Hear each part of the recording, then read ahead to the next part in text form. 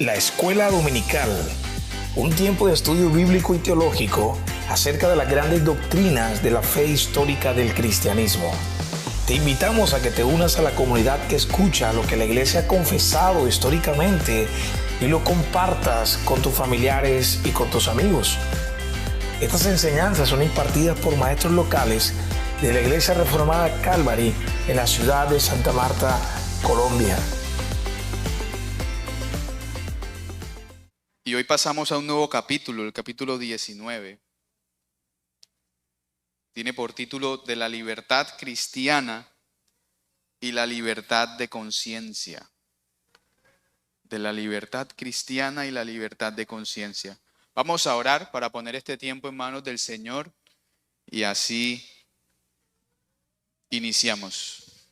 Señor que estás en los cielos, te damos gracias, Padre, por este día que tú nos regalas. Te damos gracias, Señor, porque tú nos has extendido tu misericordia un día más. Y has puesto en nosotros el querer venir a congregarnos con tu pueblo. Gracias, Señor, porque estamos acá. Bendice también y trae con seguridad y paz a los hermanos que vienen en camino o están disponiendo todas sus acciones para poder venir. Permite, Señor, que puedan llegar seguros aquí. Y ahora que nos disponemos, Señor, a estudiar este tema acerca de la libertad que nosotros tenemos en Cristo, ayúdanos, Señor, a entender que nuestro corazón y nuestra mente pueda estar realmente dispuesto, Señor,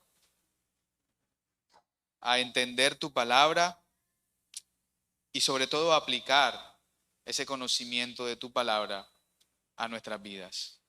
Te damos gracias, Señor, y bendice este tiempo para que seamos todos edificados. En el nombre de Jesús. Amén. Entonces tenemos el capítulo 19, que se llama De la libertad cristiana y la libertad de conciencia. Son 4 párrafos que tiene ese capítulo y vamos a leer, ya les digo.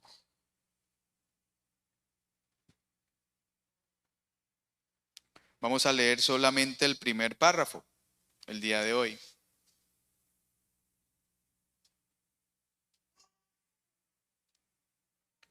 Párrafo número 1 del capítulo 19. Si lo tienen en la confesión como tal, es el capítulo 20.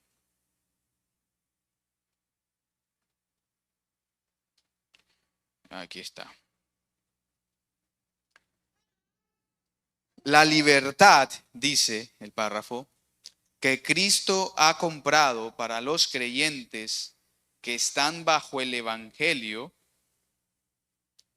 consiste en su libertad de la culpa del pecado, de la ira condenatoria de Dios, de la maldición de la ley moral y en ser libertados de la maldad del presente mundo, de la esclavitud a Satanás y del dominio del pecado, del mal de las aflicciones, del aguijón de la muerte, de la victoria del sepulcro y de la condenación eterna, como también en su libre acceso a Dios y en rendirle obediencia, no por temor servil, sino por amor filial y mente voluntaria. Todas estas libertades fueron también comunes a los creyentes que estaban bajo la ley, pero bajo el Nuevo Testamento la libertad de los cristianos se ha ampliado mucho más, pues están libres del yugo de la ley ceremonial a la cual fue sujetada la iglesia judaica y en mayor confianza para acceder al trono de la gracia y en participaciones más plenas del libre Espíritu de Dios que aquellas de las cuales ordinariamente participaron los creyentes bajo la ley.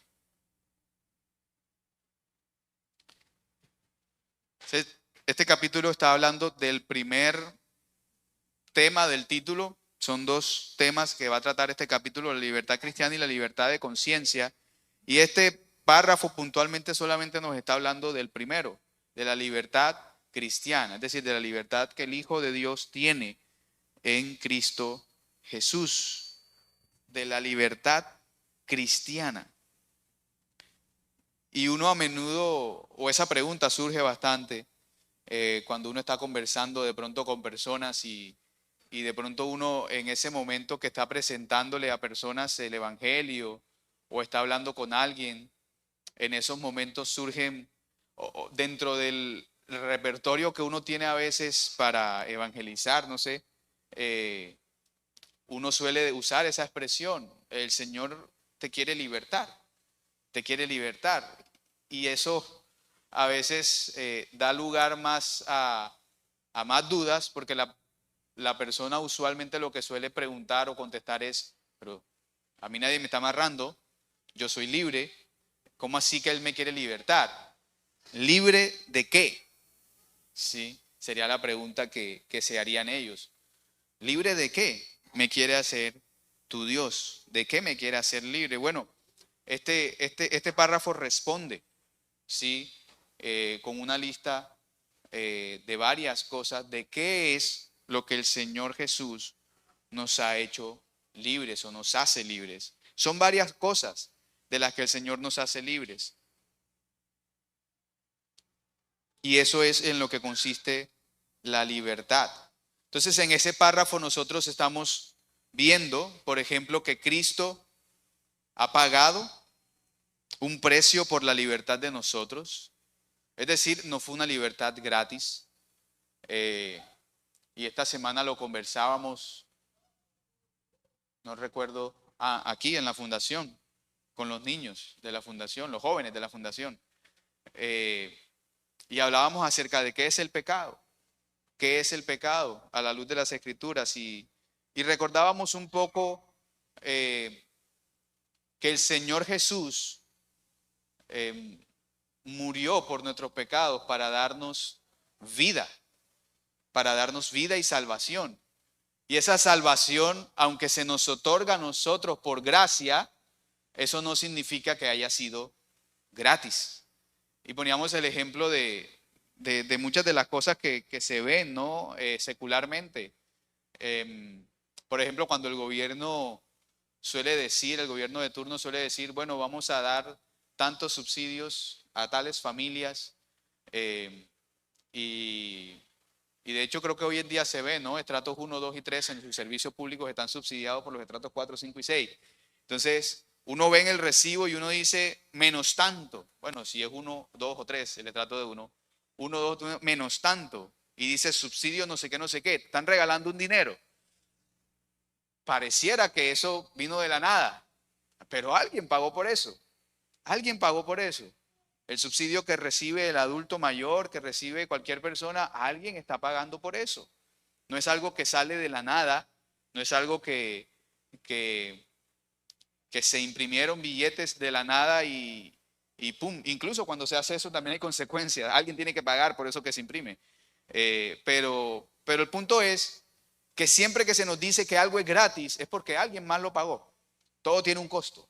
Todo tiene un costo. Incluso en este mundo terrenal, todo tiene un costo. Si hay un evento grande, y aquí lo hemos visto de pronto a veces en la iglesia cuando de pronto se trae alguna persona y esa persona viene de otro lugar y quiere dar un curso intensivo de algo, esa persona está incurriendo en unos gastos, en unos costos de traslado hasta acá, de alojamiento hasta acá, y sin embargo dice que no quiere que se le pague nada, porque ella misma es la que está asumiendo sus costos. Otras veces son aportes de otras personas.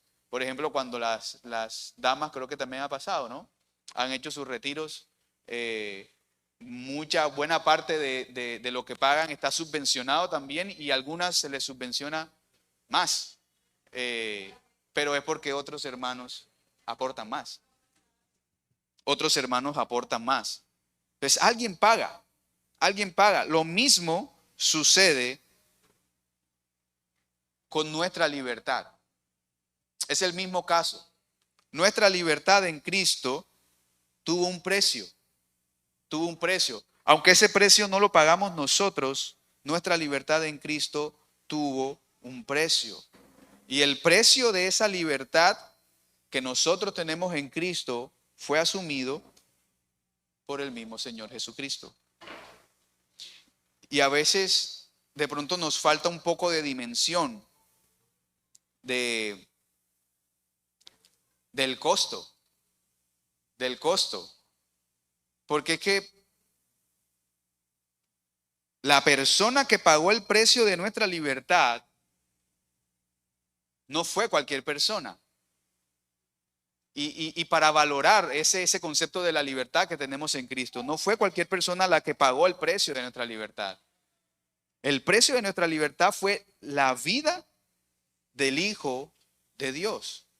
La vida del Hijo de Dios, ese fue el precio de la libertad que nosotros tenemos en Cristo. Y eso nos debe ayudar a nosotros a valorar esa libertad que tenemos hoy en día en Cristo. Cristo compró nuestra libertad. Cristo compró nuestra libertad. Y ese precio fue su sangre derramada en la cruz. El precio fue su sangre derramada en la cruz.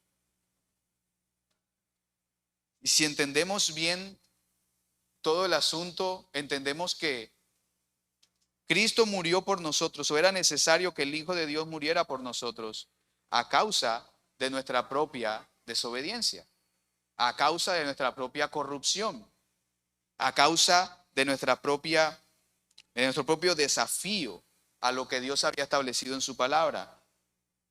Como nosotros no fuimos capaces y no somos aún capaces de cumplir en su totalidad la ley de Dios, entonces era necesario que alguien que sí pudiera ser capaz de cumplir la ley de Dios, pudiera hacerlo, aparte de hacerlo, de cumplir la ley de Dios, ese alguien se dispuso no solamente a vivir una vida que satisfaciera plenamente al Padre, sino que también ofreció su vida para morir por el pecado y la culpa de nosotros. Ese es el precio de la libertad que nosotros tenemos en Cristo. Ese es el precio. Aunque se nos otorga por gracia, no fue gratis. Alguien pagó. Alguien pagó. Tenemos libertad en Cristo, pero no es una libertad gratis. Es una libertad que ha costado. Ahora, no solamente nos enseña ese párrafo, estamos en el párrafo 1 del capítulo 20 de la Confesión de Fe de Westminster. Si tienes la confesión nada más, si tienes el libro de estudio de Williamson, es el capítulo 19. El capítulo se llama De la libertad cristiana y la libertad de conciencia, que nos habla de que la libertad que tenemos en Cristo, o la libertad que Cristo ha comprado para los creyentes que están bajo el Evangelio, consiste en... Bueno, ese párrafo nos está enseñando que Cristo fue el que pagó el precio de esa libertad. También nos enseña que esa libertad consiste en varias cosas. ¿En qué consiste la libertad que nosotros tenemos en Cristo? Consiste en la libertad de la culpa, en la libertad de la ira y la maldición de Dios. Consiste en la libertad del amor al mundo. Somos liberados de la esclavitud a Satanás. Somos liberados del dominio del pecado. Somos liberados del mal, de las aflicciones. Somos liberados del aguijón de la muerte. Somos liberados de la victoria del sepulcro. Somos liberados del castigo eterno. Y somos liberados y tenemos libertad para obtener acceso a Dios, para obedecerlo a Él, para amarlo a Él. Ese párrafo también nos habla de un tercer punto que ya vamos a mirar, y es la diferencia entre el creyente del Nuevo Testamento y el creyente del Antiguo Testamento. Pero si revisamos este tema de la libertad, nosotros nos vamos a dar cuenta que ya en el capítulo 9 se nos habló de una libertad que es el libre albedrío, se explicó todo ese tema del libre albedrío y entendemos que hay una libertad natural con la que Dios ha dotado al ser humano, una conciencia natural que no necesariamente está inclinada hacia una u otra en su momento original. El hombre, aún en el estado actual caído, mantiene esa libertad. Sin embargo, dentro de esa libertad que nosotros tenemos como hombres, el hombre caído tiene libertad sin la habilidad de hacer el bien por causa de la depravación que hay en su corazón. Hay libertad sin la habilidad de hacer el bien. O como lo pone el comentarista acá, tiene libertad de hacer lo que le plazca, pero no le place hacer el bien. ¿Sí? Ese es el estado del hombre actualmente. El hombre tiene libertad de hacer lo que quiera. Es decir, Dios no ha puesto un límite al hombre. Dios no le ha puesto una pared acá, una pared acá. Dios no ha encerrado al hombre. Dios le ha quitado el límite. Haz lo que quieras. ¿Sí? Hay libertad absoluta para hacer lo que yo quiera. ¿Por qué decimos que el hombre caído no es completamente libre? Porque dentro de esa libertad y de ese no límite que tiene el hombre caído no tiene la habilidad de hacer el bien. Al carecer de la habilidad de hacer el bien, algo falta en la libertad de ese hombre. Algo falta en la habilidad de ese hombre. Y en eso consiste la libertad que Cristo compró.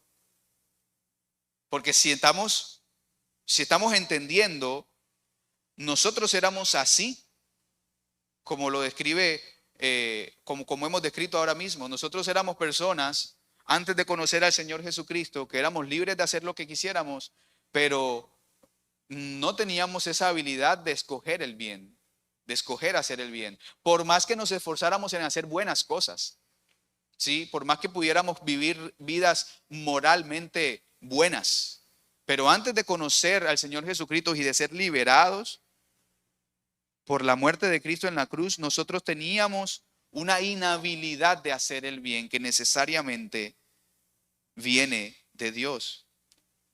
Esa es la libertad que Cristo entonces ha comprado para nosotros también, los creyentes, y que nos otorga el Espíritu Santo. Cristo nos da la habilidad de hacer el bien. Fíjense que no somos nosotros los que hacemos el bien. Cristo compra la habilidad, por decirlo de alguna manera, y el Espíritu Santo es el que nos aplica y otorga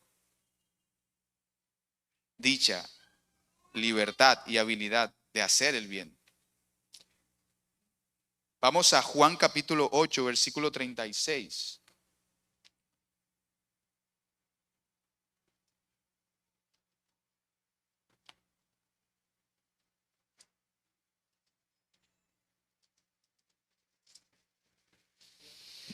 Dice la palabra del Señor: así que si el Hijo los hace libres, ustedes serán realmente libres. Si el Hijo los libera, ustedes pueden ser realmente libres. Esta es la libertad que tenemos nosotros como hijos de Dios. Esta es la libertad. Consiste en una especie de restauración que compra el Señor Jesucristo de esa habilidad interna de hacer el bien. ¿Qué es hacer el bien? ¿Qué es hacer el bien? Hacer el bien es hacer lo que complace a Dios. Recordemos, el hombre en su estado caído tiene la libertad de hacer lo que le complazca, pero no le complace hacer el bien. Cristo ha comprado nuestra libertad en el sentido de que Antes de Cristo, antes de conocer al Señor Jesucristo, nosotros éramos así como el hombre caído. No podíamos hacer el bien. No teníamos la habilidad de escoger el bien. Pero ahora en Cristo nosotros podemos escoger el bien. ¿Y el bien cuál es? Hacer lo que le complace a Dios. ¿Sí se entiende? Hacer lo que le complace a Dios. Ese tema se ahondó mucho más en el capítulo 9, pero lo que le complace a Dios solamente puede ser conocido por el creyente una vez que conoce al Señor Jesucristo. Y solamente puede ser ejecutado por el creyente una vez que el Espíritu Santo le otorga esa habilidad. ¿Sí? Nosotros en nuestros propios medios no podemos hacer nada bueno. Nada bueno. Hubo un capítulo de las buenas obras que también fue el capítulo 16, 17 me parece. Y también contrastábamos las doctrinas católicas sobre las buenas obras y realmente no hay nada que nosotros podamos presentar delante de Dios en nuestros propios medios y decirle yo hice esto. Toda aquella cosa buena, que a mí me parezca buena, que yo le quiera presentar a Dios fuera de Cristo, sí, que la presenté yo solo, esto lo hice yo solo, Señor, esto es bueno, míralo. Para Dios no es más que injusticia.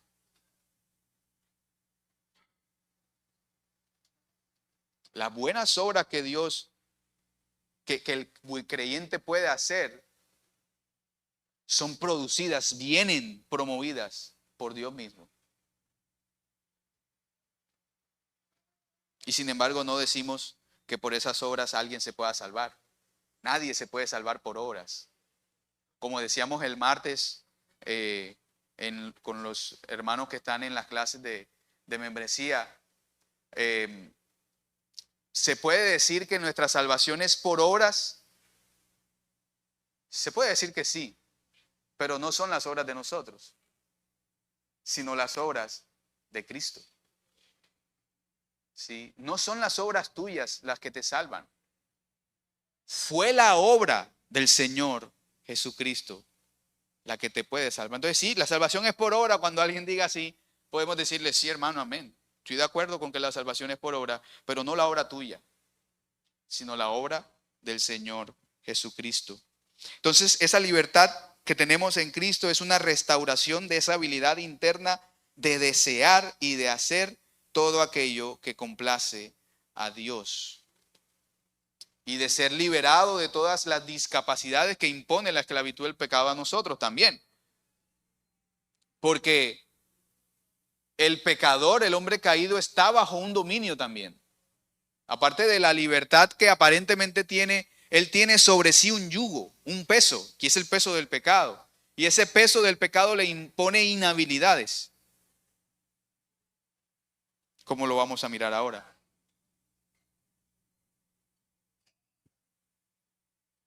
Por ejemplo, Caín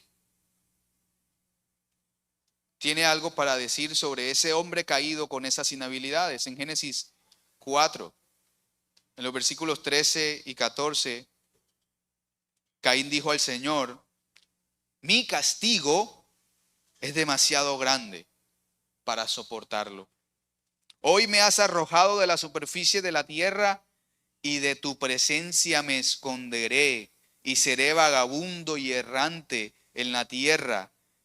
Y sucederá que cualquiera que me halle me matará. Mi castigo es demasiado grande, no lo puedo soportar. Voy a andar como un fugitivo, escondiéndome de Dios. Eso es lo que dice Caín. Eso es lo que dice Caín. Y en esa actitud está todo hombre caído, escondiéndose de Dios. ¿Qué libertad puede ser esa? Escondiéndose de Dios. Hay una libertad porque él pudo escoger ese camino de estarse escondiendo de Dios. Hay una libertad de voluntad porque él conoce otras cosas que puede hacer, pero no está libre de las otras cosas que leímos al principio. No está libre de la ley, no está libre del pecado, no está libre de la muerte. En eso consiste la libertad que Cristo ha comprado a nosotros. En Romanos capítulo, ya les digo, capítulo 6, versículo 14 dice, porque el pecado no tendrá dominio sobre ustedes, pues no están bajo la ley, sino bajo la gracia. La libertad que Cristo compró consiste también en una libertad de la ley. Una libertad de la ley. ¿Cómo así? El creyente no está bajo la ley, como dice Pablo aquí en Romanos, sino es que está bajo la gracia. Bajo la gracia. Ahora, esto no fue gratis. Nuevamente volvemos. ¿Por qué es que el creyente no está obligado, ojo, obligado a cumplir a cabalidad y a complexitud la ley de Dios? ¿Por qué? Por la obra que hizo Cristo. Porque es que recordemos que Cristo Jesús cumplió la ley en su totalidad. Cristo Jesús cumplió la ley completamente. Entonces, la salvación que recibimos nosotros es por medio de Cristo. No hay nadie que pueda decir que es libre de hacer lo que la ley dice si no ha creído en el Señor Jesucristo. Es decir, hermano, no tenemos salvación o no tenemos exención de cumplir la ley si no es por medio de Cristo. Todo aquel que no está en Cristo está obligado entonces a cumplir la ley. Nadie es capaz de cumplir la ley. ¿Cuál es la salvación? Cristo. ¿Cuál es el único camino? Cristo. Cristo cumplió la ley a cabalidad y nosotros recibimos salvación por medio de la obediencia a Cristo. Somos liberados de la obligación de cumplir la ley de Dios de manera perfecta para poder cumplir o para poder recibir la vida. Esa obligación, ese peso de tener que cumplir a cabalidad la ley para obtener la salvación se nos es quitado. ¿Gracias a quién? A Cristo. Gracias a Cristo. No es por nuestros propios méritos, es por la obra de Cristo. Aquí cantamos bastante esa canción que dice glorioso intercambio, que nos habla de eso que le llaman la doble imputación. Y es que con la muerte de Cristo en la cruz sucedieron dos cosas. Y es que aparte de que el pecado nuestro fue puesto sobre Cristo, esa fue la primera imputación. A Cristo le fue imputado el castigo por los pecados tuyos y míos. A Cristo le fue imputado ese castigo y por eso tuvo que morir. Pero ocurre otra imputación y por eso se llama doble. Y es que a nosotros se nos imputa, y eso es un lenguaje de derecho, los abogados, ¿cierto? Un lenguaje de, se nos imputa a nosotros la justicia de Cristo. La vida recta del Señor Jesucristo no fue en vano. Él la vivió de modo que tú y yo hoy podamos ser imputados con esa vida.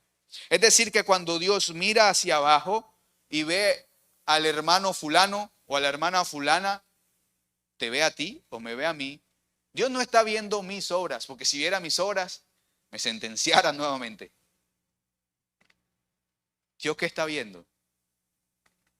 Dios está viendo a su Hijo Jesús, la justicia de Jesús en nosotros.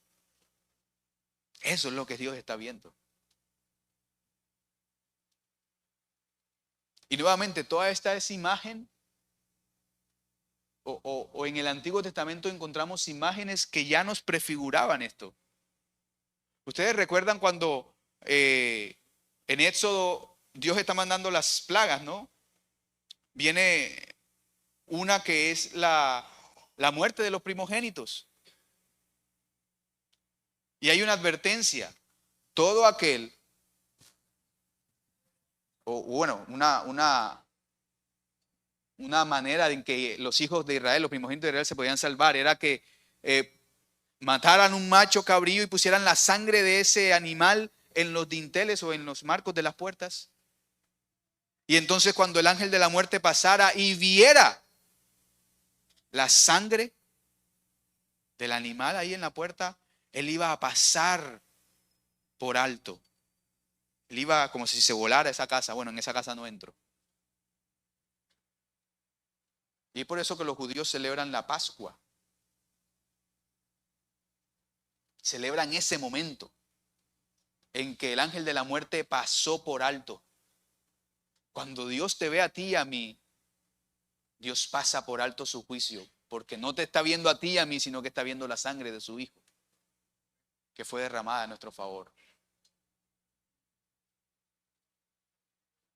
En español Pascua creo que viene del hebreo Pesach.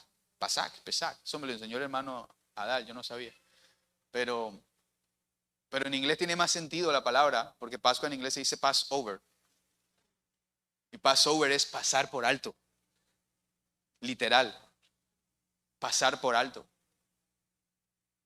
Y eso fue lo que el Señor, el Dios que está en los cielos, hizo por ti y por mí cuando Jesús murió en la cruz. La salvación que tenemos es a causa de la obra de Cristo en la cruz, no a causa de cualquier cosa que nosotros podamos hacer o decir o pensar. Somos liberados entonces de la obligación de cumplir la ley de Dios de manera perfecta.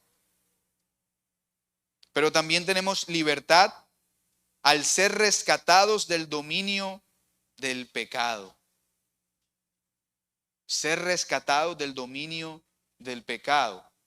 ¿Cuál es ese dominio del pecado del que somos liberados? Pablo en Efesios capítulo 2 dice lo siguiente.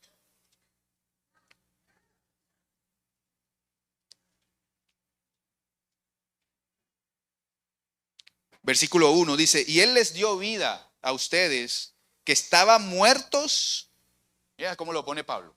Estaban muertos en sus delitos y pecados, versículo 2, en los cuales anduvieron en otro tiempo según la corriente de este mundo, conforme al príncipe de la potestad del aire, el espíritu que ahora opera en los hijos de desobediencia. Entre ellos también todos nosotros en otro tiempo vivíamos en las pasiones de nuestra carne, satisfaciendo los deseos de la carne y de la mente, y éramos por naturaleza hijos de ira, lo mismo que los demás.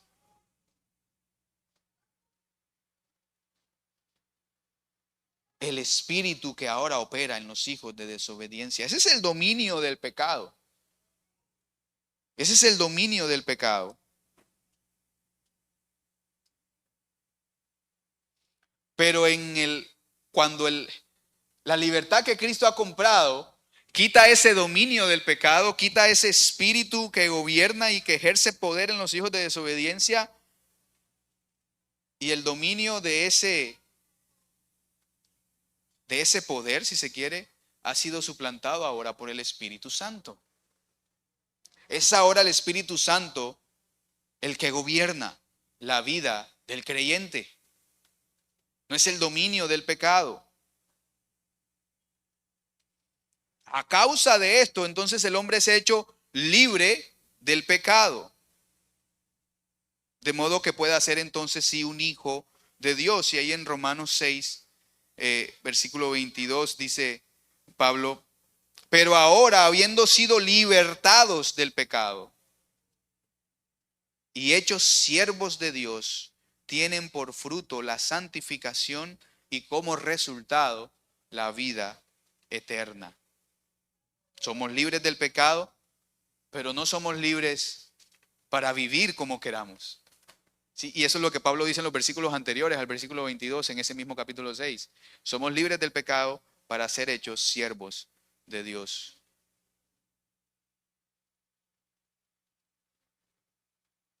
Cuando Cristo compra la libertad de una persona, esa persona ya no tiene o ya no vive en el reino del pecado, ya no vive dominado por el pecado, sino que ha sido liberado de dicho reino, de dicho gobierno.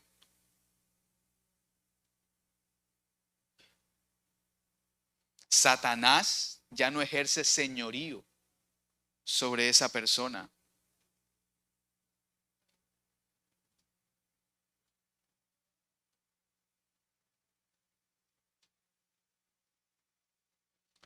Ahora, fíjense que en ese apartado el párrafo dice: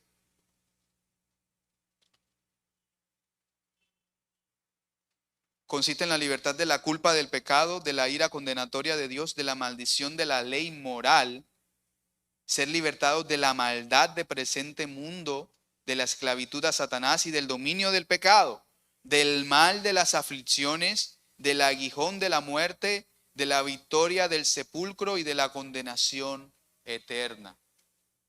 Fíjense que no se nos dice que el creyente es libertado de las aflicciones. No, del mal de las aflicciones.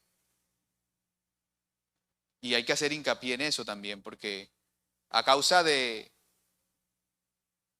que Cristo nos ha libertado del pecado, se sobreextiende el entendimiento de esta libertad que Cristo ha comprado, y en muchos lugares se enseña de que si tú aceptas al Señor Jesucristo, tú puedes ser completamente feliz.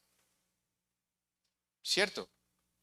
Y ya los problemas no van a venir otra vez sobre tu vida. Y si algo nosotros hemos experimentado en nuestro caminar en Cristo, es que los problemas no se van. Y es que las preocupaciones siguen. Y es que las aflicciones se mantienen. Alguien decía el viernes en el grupo de comunión, porque estábamos repasando todavía el cuarto mandamiento, este viernes nosotros, y alguien decía, pensando un poco en cómo adoramos aquí en la iglesia, el día del Señor, el día de reposo, esa persona decía, yo a veces no voy porque es que yo pienso que para ir a la iglesia uno tiene que estar con cero preocupaciones encima, porque si no, uno no se va a poder concentrar en adorar al Señor. Y yo pensaba, yo digo, bueno, si esa fuera la norma, la iglesia no tuviera nadie los domingos. Yo creo que ni el pastor viniera. ¿Sí? Esa no es la dinámica. Así no es que funciona. El sentido de adorar al Señor el domingo cuando venimos aquí a la iglesia no implica que tú debas solucionar todo el sábado. Es decir, todas las preocupaciones y todos los problemas que tienes el sábado lo vas a dejar resuelto, porque si no, hay problemas que no dependen de nosotros, por ejemplo, y que nos afligen igual. ¿Y cómo hacemos para solucionarlo el sábado? No podemos. En la medida en que podamos, hazlo, pero no significa que si tú tienes una preocupación, tú no puedes adorar a Dios. Es al contrario, el sentido de esos primeros 4 mandamientos lo que te está diciendo, Dios debe ser el objeto primario y último de tu adoración, de la adoración de tu corazón, de tu mente y de tu cuerpo. Dios debe ser ese elemento central. Eso es el propósito de esos primeros 4 mandamientos. De modo que cuando yo vengo a la iglesia, aunque yo tenga 1000 preocupaciones, aunque yo tenga 1000 problemas, yo los dejo a un lado porque Dios es más importante que todos esos problemas. Independientemente de si hay o no está la promesa de que si yo sigo al Señor, el Señor me va a solucionar mis problemas, como en muchas otras iglesias se promete. Y hermano, si tú das, Dios se va a encargar de tu deuda. Yo creo que Dios tiene cuidado de nosotros. Yo creo que Dios provee para nosotros. Yo creo que Dios ve el corazón de nosotros, si es generoso o no es generoso. Y Dios recompensa. Pero puntualmente asegurar que si tú das, Dios te va a dar, ya es pasar una línea que no parece muy prudente. Prometer que si tú vienes a la iglesia, todos tus problemas van a quedar resueltos, no es lo que la Escritura enseña. Entonces, en ese sentido, somos liberados del mal de las aflicciones. Es decir, las aflicciones no nos gobiernan a nosotros. Cuando yo vengo aquí a la iglesia, yo no estoy pensando en las aflicciones y en las cosas que dejé en la casa resueltas y que no he pagado el recibo del gas y que me van a cortar el gas. No, yo vengo a la iglesia a adorar al Señor. Ahora, si hay una promesa, sí creo en las palabras del Señor Jesucristo, pero eso no significa que yo me vaya a dormir en los laureles, digamos, y no vaya a trabajar para cumplir lo que debo cumplir o lo que debo pagar o solucionar mi problema. Pero la Biblia enseña, el mismo Señor Jesucristo dice que hay que buscar primeramente el reino de Dios y su justicia, y las demás cosas vendrán por añadidura. Entonces yo descanso en eso, y yo sé, Señor, que tú tienes cuidado de todas mis necesidades. Yo te adoro a ti por encima de cualquier problema que yo tenga. Somos liberados del mal de las aflicciones, mas no de las aflicciones.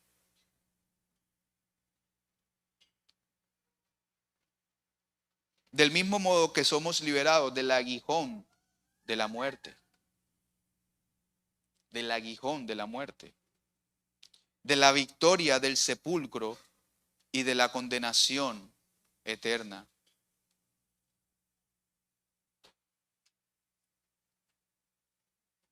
Como lo pone el comentarista, Satanás ya no ejerce señorío sobre el hombre cuya libertad ha sido comprada por Cristo. Y aún a esas cosas que por lo pronto son, es decir, las cosas que vivimos en el tiempo presente, como la adversidad y la aflicción, y las cosas que serán, como la muerte y el sepulcro, los efectos o las consecuencias del pecado se les niega inmediata o eventualmente, en parte o completamente, poder sobre él. Es decir, hermano, lo que es en este momento en tiempo presente, como las aflicciones o los problemas que nosotros podemos tener, terminan de manera casi que irremediable en beneficio para el creyente.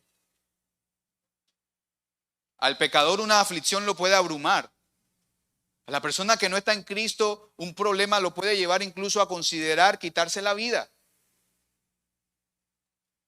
Pero a la persona cuya libertad ha sido comprada por Cristo, la adversidad y la aflicción puede ser, casi que en la mayoría de casos, para beneficio. Para beneficio. Es decir, el efecto que el pecado puede tener sobre la vida de un creyente que está pasando por estos problemas queda anulado. Queda sin efecto. O se les niega dicho poder.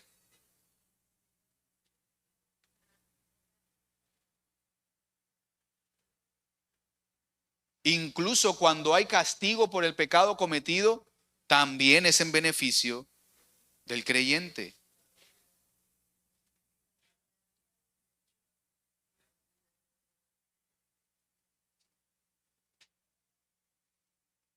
Incluso cuando consideramos la muerte y la resurrección,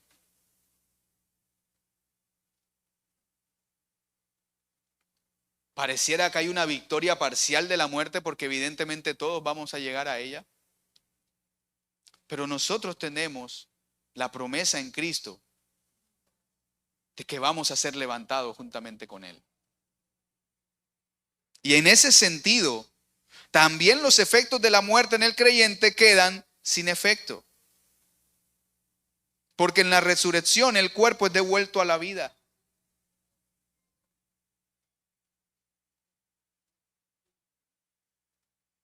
Así como nuestra alma hoy en día ya ha sido vuelta a la vida por la regeneración.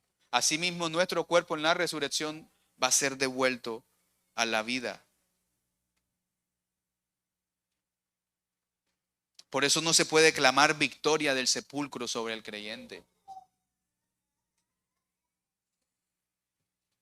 Por eso decimos que dicha victoria solamente es temporal, mas no permanente. Primera de Corintios 15. Voy a leer para ustedes.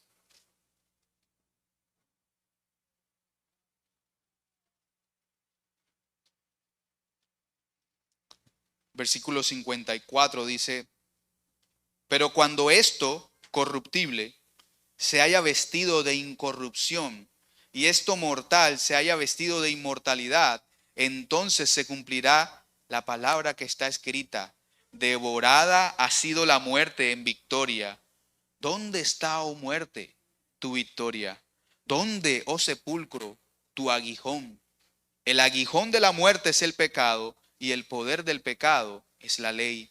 Pero a Dios gracias, que nos da la victoria por medio de nuestro Señor Jesucristo.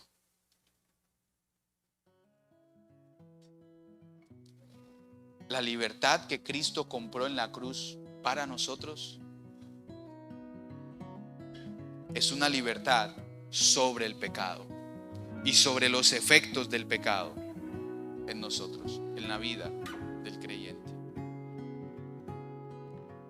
Gracias por acompañarnos en este episodio de la Escuela Dominical. Esta iniciativa nace de la necesidad de enseñar todo el consejo de Dios y fortalecer nuestra fe a través de su palabra. Te invitamos a seguirnos en nuestras redes sociales y a visitar nuestra página web en www.iglesiacalvary.co para más recursos y contenido edificante. Tu apoyo es fundamental para que podamos continuar con esta misión. Hasta la próxima y que Dios te bendiga.